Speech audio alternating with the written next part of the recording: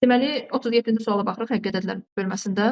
Burada x-a mənfi şərti verib, x mənfidir. Məsələn, burada ən asanı nədir? Bir dənə yerinə qiymət qoyub yoxlayırıq. Birinci x-a mənfi 1 vermək istəyirəm də, yazıram 14-də, mənfi 14-də 1, mənfi 15-də 1, mənfi 16-da 1. Yəni A-nın, B-nin və C-nin qiymətlərinə uyğun olaraq yazdım. Mən birinci bunun müsbətlərini düşünürəm. 14-də 1 olsa, 15-də 1 və 16-da 1 olsa, hansı ədəd böyük olar?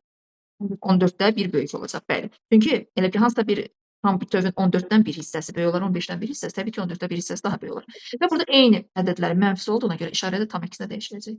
Nəyə görə? Mən yazaram ki, buradan baxın, yazaram ki, 1, 2, 3. Təbii ki, 3 böyükdür, sonraki ən kiçiyimiz də 1-dir. -1, -2, -3 olduqda isə əksinə, -1 böyük olur, sonra -2, daha ən kiçiyimiz isə -3-dür. Aydındır?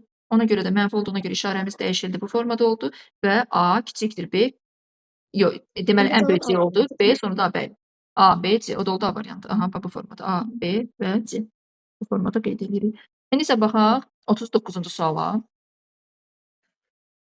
39-cu sualda modulda -4.5, bölünsün modulda -0.9. Baxırıq, biz bayaqki misalda da bunlardan işləmişik ki, modul olduğuna görə mənfiləri biz müsbətə çevirə bilirik. 4.5 bölünsün 0.9, üzərinə gələk 3 vurulsun 2. Yəni bu mənfilər modul işarəsi müsbətə çevirir.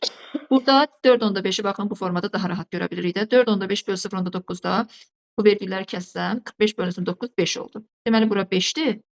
5 üzərinə gələk. 3-ü də 2-yə vuranda 6. Cavabımız oldu 11. Aydındır? Cavabımız 39-da 11, Y variantı. Bəli.